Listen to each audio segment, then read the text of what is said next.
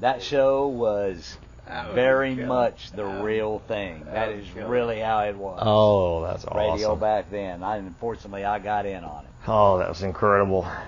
That was incredible. You know, you ask about John. You know, I met him in 4th grade, and he sat in front of me in Miss Wyatt's class, and we talked about him drawing the pictures of Batman. And then he eventually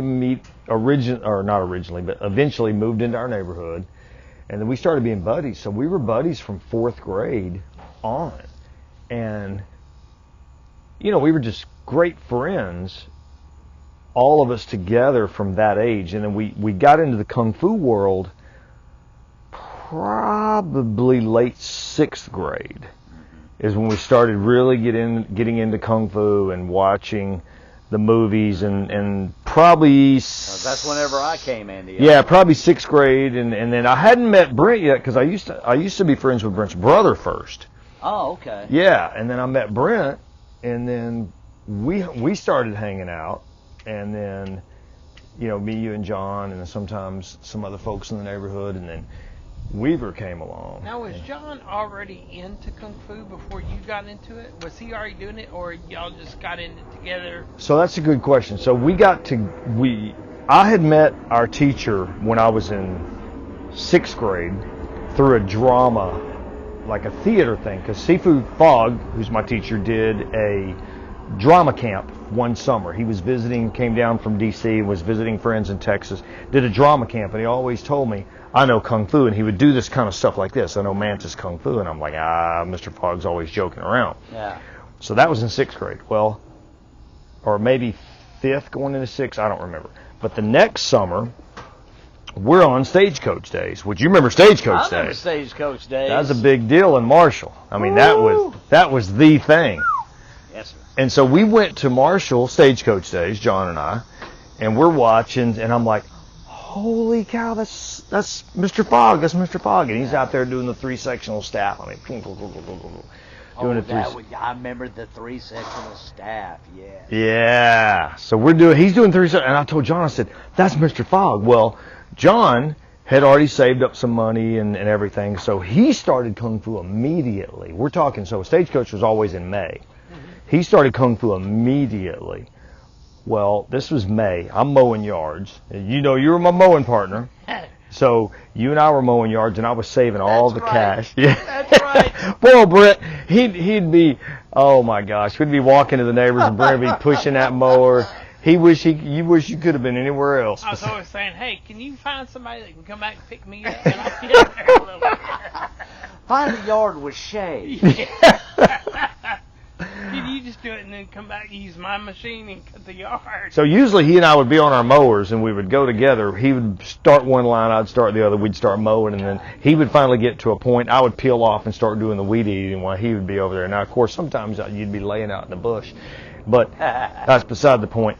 But John started Kung Fu immediately, and then through our mowing yards, I just saved up every cash I could. It was $95 to start Kung Fu. $95. Yeah. I saved up $75 cash. And back then, that was hard to do. That's a hard thing to do when we were getting, maybe $15 for a yard or something like that? 15, 20 bucks. And then Brent and I were splitting it. Yeah. So I had remember the red Nike shoe boxes?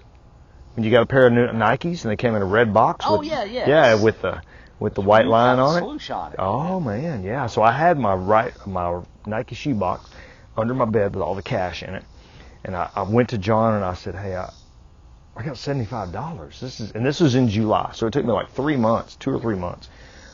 Toward the end of July, I said, "Do you think Mr. Fogg will let me sign up? I only got $75." And you know how John was. He's like, yeah. Probably not, but I'll ask him. Yeah. And I'm like, okay. Probably not. Yeah. So he goes ask anyway. So he gets Sifu to agree to take me for $75. So I went up there to Sifu. Of course, I called him Mr. Fogg at the time. I went up there to Mr. Fogg, gave him my box. He's sitting at a big wicker chair at the old Magic Mart. Remember Magic Mart? I think so. Remember Magic Mart back in the Marshall days? You don't remember Magic Mart? So I've been out of there so long, I can't remember, man. This was Magic Mart. Okay. This is back in the day, way before the Walmart. Okay. This is Magic Mart.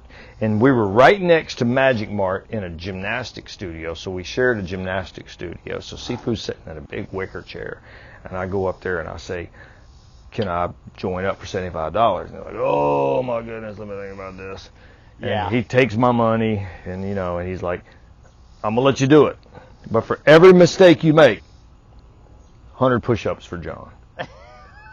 And John's just standing there, no emotion on his face. Yeah. Nothing at all. He's just standing there. And I'm like, okay. And of course, I go over there and I put on my uniform and I get ready for class, and I'm standing there. Oh, there's your first mistake. You're standing wrong. There's your first. John goes over and cranks out 100 push-ups. I believe it. Doesn't say a word. Does his 100 push-ups, comes back. He's just standing there. Of course, he's sweating. He's standing there. Yeah. I'm doing my other thing. Oh, my goodness. And John go over and do all night long. Had John go over and do 100 push-ups. And he was picking at me. I'm kind of glad I didn't join that. Yeah. And he was just picking at me. And I'm like, man. And I had to do the bow. Okay, the bow. Now, I'm not talking about the easy traditional where you bow like this. I'm talking about the official Kung Fu bow. Right. Would you like for me to demonstrate? Sure. All right, let me show you. I just don't want to do any push-ups. This is the Kung Fu bow. So you had to go like this, feet together, hands here. You step out to what's called a lady horse stance. Pull your hand back this way. You push out. Now you're in a cat stance. That, yes. Yeah. Then you pull back, and you're like this. Yeah. So he goes over and tells me, he goes, you could do it 350 times. And he goes, if you mess up, you got to start over. So I got to like 100, and he peeks around the corner. He goes, oh, you're doing it wrong. Start over. Starting over. So class started at like 6 o'clock, and it ran to 10. I mean, we had a 4-hour class. It was amazing. Yeah. I started at probably 6:30 after the warm-up, 6:45, and I started. At 10 o'clock, I'm probably on number 200 and something, because he had me start over. Yeah, because you didn't do it right. Yeah. So the lights are going out in the whole gymnasium. Everybody's going home. John's looking at me, and he's like, why aren't you finished yet? I don't know. What are you doing? Are you playing? What are you doing? That's just the way John was. He's like, I don't understand. Why can't you get this? And I'm sweating, man. I could wring my Kung Fu pants. Wring them out. Yeah. Sweat. And I'm doing it and Sifu comes up and he goes, we got to go. Why are you doing it? He's like, oh, I got to lock the doors. You got to go out in the parking lot. So I went out to the parking lot. John's mom comes and picks him up. They leave. Is John still doing push-ups? Throughout the night, he had been, yeah. I'm really glad I didn't join that. But he never complained. Now, eventually he did get upset with me. But But he just kept going. So I had to call my dad and say, I got to finish these this bow. And of course, my dad, bless his heart, he drove and he sat in his car and waited till I got to number 350. I can see your dad sitting there just going. Your dad never got excited. Nope. Your dad is always just even Steven. Yeah. Now I do remember a look your dad would give every now and then. He would just kind of go. But he was. I bet you. I wish I knew what your dad was thinking whenever that was going on. Oh my gosh, my poor parents. We had this stuff that's called dit dao jiao, where you put on and of course my Texas accent is terrible at it. But anyway, you put it on your arm and it keeps you from bruising, and it's Chinese herbs and stuff. Yeah. And I personally love the smell because it reminds me of working out and stuff, but it was pretty bad smell. Yeah. And my whole room smelled like that and what was called Tiger Balm. Tiger Balm is an ointment kind of like icy hot. I remember Tiger Balm. Yeah. They'd advertise it on the WTBS. Oh, yeah. When we first got that, boy, that was a big deal. Channel 39. Channel 39. 39. That was our world. That was our outside world. They played Good Guys Wear Black on WTBS. And the Atlanta Braves. Freak me out. Yeah. Yeah. And you could watch a Chuck Norris movie on your television. freaked me out, man. I was on a mission trip with my church, and we're in the hotel, and it said, coming up Saturday night, 7:30, good guys wear black. I'm like, holy cow! I get on the phone, make a collect call. Yeah. Remember the collect call? Yes, I Back do. in the day, a collect call to my poor daddy. And where were we? We were in Atlanta, Georgia. So the time frame, I didn't understand time zones. No. So the time zone was, 7:30 Atlanta time. That's back before they did all that. And of course, you realize that in Marshall, it would have been. We were Central Time. Yeah. So we were an hour behind. Yeah. So it was different. Yeah. So I called Daddy and I said, "Can you put the VCR tape in there and record Good Guys Wear Black?" And he's like, "What time does it start?" I said, 7:30. Well, then I got to thinking, and some people told me, well, the time is different. So now I'm freaking out. Yeah, now you're not going to get it. Yeah, because I'm freaking out going, I'm going to miss an hour. I can't miss an hour of Good Guys Wear Black. Yeah. So I'm calling my dad and my poor mom and dad the whole time. Of course, my daddy's a smart man. So he figures this out. He is. So he had recorded it right. But the whole time I'm freaking out. Yeah. We're at church, supposed to be on a mission trip, and I'm thinking about missing Good Guys Wear I'm Black. not thinking about the Lord, I'll tell you that. Yeah. I'm thinking about Chuck Norris, Good Guys Wear Black, that I'm going to miss an hour Good of. thing for you, the Lord didn't melt that tape. No, man, he probably did. But I was so amped up to come back home from the mission trip, to watch Good Guys Wear Black. Yeah. With Chuck Norris flying through the windshield. Remember that was his debut. Absolutely. Did the flying kick through the windshield to kill the bad guy. My only problem with Chuck movies is they tried to make him, well, he talked too much. I just wanted to see him whipping people's asses. Well, later in life, or in his movies, he did less talking. Yes. Yeah. They got real good. That's Yeah. whenever Chuck, because number one, you always reminded me of Chuck Well, Norris. of course. You look like Chuck Norris. That kept me going. When people started saying, okay, you kind of look like Chuck. Well, boy, that would get me going. Even whenever we were kids, you looked like Chuck Because Norris. I was a white dude with blonde hair, and he was too. That's why. He was the only white dude out there doing martial arts. So then, of course, everybody. But then when we all went to see Lone Wolf McQuade, now that was the best movie of all time, and that's when I took Lola Nash. I met Lola, and I've written a blog about this called Lone Wolf McQuade and Lola. Because, it was incredible. So we go to the Marshall Theater, which had 2 cinemas, remember? Yep. Lone Wolf McQuade is showing. I'm supposed to meet Lola, or I did meet Lola there. And you're sitting there with your girlfriend. We were in, what, 7th grade then, maybe? I don't know. Well, if y'all were in 7th grade, I was in 8th grade. You were in 8th grade, Yeah. so we're meeting. And, of course, you're nervous, and you're supposed to put your arm around her. Well, I got there, and the movie's starting, and I'm like, okay, I got to put my arm around her, Dude, I totally forgot she was there, because when Chuck came on the screen, that's all I cared about. Was watching Chuck Norris. And the opening scene of Lone Wolf. I can see that. Yeah, Lone Wolf McQuade, the opening scene is the best Chuck movie of all openings of all time. And I'm sitting there watching it, and I sense, I'm a kung fu artist, so I have these senses, Yeah. So I get this sixth sense that she's standing there, or she's sitting there beside me looking like this. Yeah. So I glance over, and she's glaring at me because I'm watching the movie. We're probably 40 minutes in, and I hadn't even looked at her. Right. And I'm looking at Chuck. I don't have a thing for Chuck. It's not that. He was my idol. Anyway, so I'm watching Chuck. And so finally I went, yeah, probably should put my arm around her, you know what I'm saying? So I put my arm around her. So that got me a few points, and then I'm thinking, okay, I probably should kiss her at some point.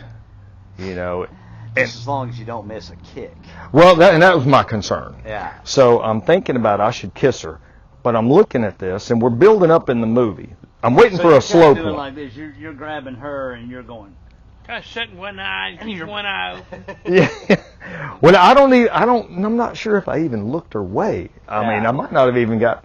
So I got my arm around her, and I keep waiting for a slow part of the movie. Now there was a scene where he does kiss Barbara Carrera, who was the woman in the movie. Well, Chuck kissed a lot of pretty girls. Yeah. So I'm thinking to myself, well, of course I hadn't seen the movie at the time, but I remember thinking, okay, so this seems like it's about to go into a love scene, so maybe this is the time to do this. But it didn't last long because it's a Chuck Norris movie, so you're not going to have a very long love scene. Right. Yeah. So my window of opportunity was very, very shallow because the moment he kisses her, well, then he's kicking somebody in the next scene. So I just couldn't get it together. So I'm watching the fight scene, and then the movie's over, and I think she broke up with me after that movie. I don't think it lasted much longer after that, man. But it was worth it because it's Chuck Norris. Well, you got man. to see a Chuck Norris movie. Absolutely. With a pretty girl. Absolutely. Even though you didn't ever watch a Chuck Norris movie with that pretty girl ever again. No. And that turned out all right. Yeah. Oh, my gosh. The times we had. Well, the thing about John, I told y'all earlier today on one of our outings, I don't know exactly what John said, but the first time I remembered John is he was acting like Bruce Lee. And I can't remember what he was saying, but I said, well, that makes sense. John's Asian, and Bruce Lee, and I was intrigued by it. I was kind of scared at first because I was thinking, is this guy going to beat me up? But then he turned out to be one of the greatest people, one of the nicest people I've ever known in my life. And obviously, our friendship was one that I cherish to this day. Oh, yeah. I mean, all of us as kids, it's like I said off camera. I mean, there's sometimes I wish that there are places in life where we can flip a switch and we can go back to those certain moments. Oh, man. Because I have people in my life I love now dearly, but I am who I am today in a lot of ways from the friendships that I forged back in Marshall, Texas. Oh, yeah. And John and you and Brent and the others that we hung around with, no matter what was going on in my life, I always knew I had you guys, and everything was okay. Now, I spent much of my time in the 7th and 8th grade trying not to get my ass kicked because I was a little guy. I mean, I'm not so little anymore right here in the midriff, but I was a little guy, but whenever, our neighborhood was one of the best neighborhoods you could ever grow up in. Oh, Man. yeah. And those times, when you and John would, be working out in the backyard or whatever, we were still able to have fun. Yeah. And then, we did a lot of things that we can't talk about right now. Yeah. But that's what kids did, And when we're working out to his soundtrack, Brent's playing the drums. You remember? Brent's playing the drums. In his house. Yes. And everybody is... That was amazing, too. Oh, my gosh. I couldn't believe Brent could play the drums like that. I couldn't either. And he did.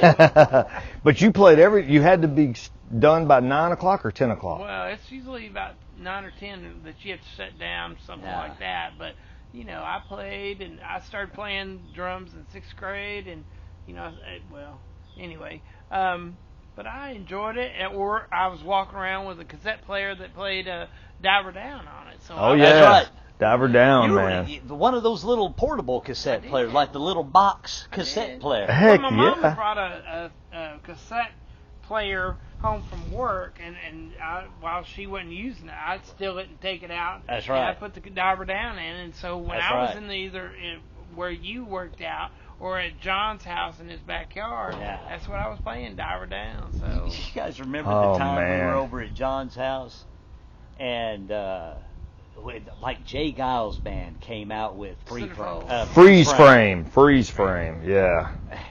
All of a sudden, that song comes on, and for some reason, we all decided that we were going to jump around and try to dance. And we're jumping around the room. You and John are like doing kicks and things like that. Brent's drumming on something, and I'm sitting there thinking, well, what can I do? So I think eventually I just kind of pretended to, like I was playing the synthesizer on the back of John's sofa. But, those were times like those we didn't have anything to worry about. No, There was man. nothing to worry about in those days, man. Yeah. You know what I remember about Marshall is, it's a town. It's great. I guess it was great to live at, but I think our neighborhood and how many people we had as became friends to where it molded us to be who we are today. Oh, Oh, absolutely. yeah. I mean, Yeah. if you think about, and we always talk about, the movie Stand By Me was actually us. I mean, Yeah. that was Yeah. our story. Because, if we didn't matter that there weren't any much to do in Marshall, but in our own little neighborhood, we had the woods behind our house where we played Army.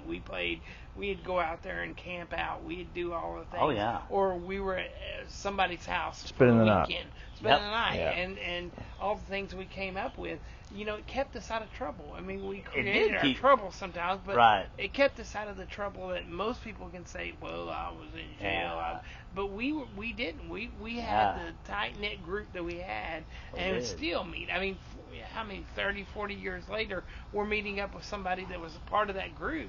Even though we've lost two of them, Yeah. we're still here. I mean, we're Yeah. still here bringing that together, and probably will for many years to come. Oh man, You know? we had a bond that, and we still have a bond that I just think it's God.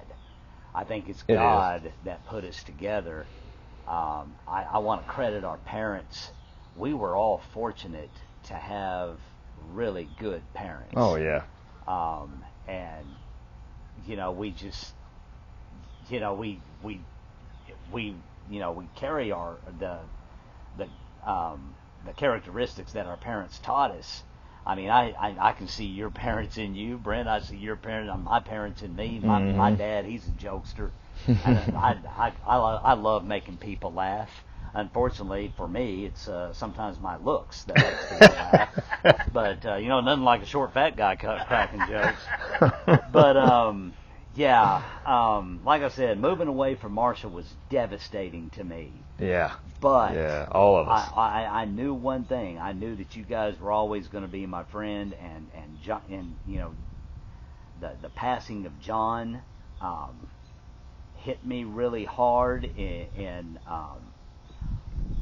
ways that I can't explain, because I've had other friends from those days that have passed that hasn't hit me like that, but it Yeah. did with John. Yeah, we I had- was telling Brandy that when this happened, that I was in my room and my dad came in and said, well, they just showed that it's a Dr. John Cheng. That's Yeah. just the one lone person that died, and he looks like our John Cheng. Yeah. And I'm like, so he always thinks that's who the group No, is. that's 'cause we John were all Cheng. together. That's right. You know, Well, I so- knew it was immediately. I was all day long. I was reporting on that Yeah. horrible murder in that church in California, and at the time I left work, they had not identified anybody. Right. That evening, I'm sitting there watching the evening news with my wife, Whew.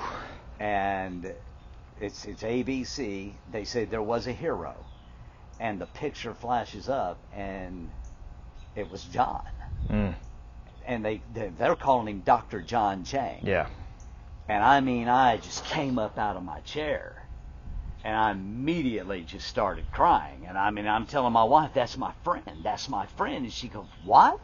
Who are you talking about? I said, that's my childhood friend, John Cheng. And then the sheriff comes on and describes how Dr. John Cheng is undoubtedly a hero here and saved lives. And to be sitting here with you guys 40 years later, number one, I'm so blessed to still have you as close friends, and it's so great sitting here with you. But it's surreal that I'm in Nashville, Tennessee, very successful radio program. Dr. John Cheng was successful beyond measure in his field. You are in your field. You are in your field, Brent. We're adults now, and what I'm trying to say is it's just surreal that we have come from these these 5 guys that goofy kids that ran around in Marshall, Texas, to where we are now, and one of us saved people's lives by giving his own, and now he's world renowned. Everybody in this world knows who Dr. John Cheng is. And he's not Dr. John to me. I mean, he's just John. Yeah. I don't know where I'm going with this, but it's trying just to explain it is overwhelming. It's really hard. It's just Well, overwhelming. When I've looked back on everybody that posted and talked about John after this happened, talk about what he did at the church was the person he was. It wasn't it was just in that moment that it kicked in because his mom was there. Or, exactly. It was church. That was the kind of person he was. I wasn't surprised whenever they flashed his picture. I wasn't surprised in the least bit. That's how it went down. That John gave his life so others could live, and the man's he's a kung fu master. He's a doctor, and he's a kung fu master, and his whole life was, what does somebody else need? What can I do for somebody else? And that's how he was when we were kids. Yeah. John was always trying to make sure that we were all a part of something and a part of what he was in. And when they described how he saved lives, I said, that's John. Yeah. And I hadn't even... The last time I talked to John was probably 2015 or 2016. We were you put us all on a call together. We were in the neighborhood, driving around. Yeah, you were in the neighborhood driving around, and you were telling me about my old house and everything, and we were just laughing like we were back in 1979 or 80 or whenever. And then that's just the type of person he was, And if you would have told me that back in 1980 that this is where you guys are going to see each other again, and under these circumstances, I would have said you're crazy, but here we are. Here we are. But how many lives has he touched? I figured that out because in the days after, every story about him is he's a hero, and then you go on social media and I see this football player. I can't remember the football player's name, but John was his personal physician, and there's tens of thousands of retweets. Yeah. And there's, I want to say, 100,000 likes. Oh yeah, it was amazing. Amazing. Well, let's see. You went and actually did the actual memorial, and I know that was probably the toughest thing you probably ever do. But how many people were in the audience? There's probably 600 plus. Yeah. And then I went to Marshall and was there. It wasn't a huge memorial because it was put on so quick, but to think that these people were coming from Tennessee from all over just to come back and memorialize the person that we just lost, it says a lot about John, that, if we did, if something had happened to us, I don't have one other person show up, but, I mean, to think that these people are coming from all over because it was how much John meant to them. It was overwhelming. And how the kind of person he was, that says a lot, That smile. That smile. That picture that sheriff put up of John at that press conference. Yeah, that was that's him. That was him. That's him. You can tell about somebody's smile in their eyes. You can look in their eyes and you can see a person. You can see their soul, and that was him. Mm-hmm. And I'm just thankful that we had the times that we did, and I'm thankful for the time we're having right now. Every day's a blessing. Yeah. Well, hopefully that, out of a sad thing, that this brings to where we can all get together more often, because you think about, it really brings life and the times that we have very, how close it can be that, tomorrow we might all be here. Well, I tell all my friends that I've moved away from that are still living, within driving distance of each other, kind of like you guys are. I always tell you, don't hesitate. Don't hesitate to find a way to see each other, because you never know. You never know. And so us doing this, I think we've started something now. We'll continue find a way to congregate. I think so. And Thank you, guys.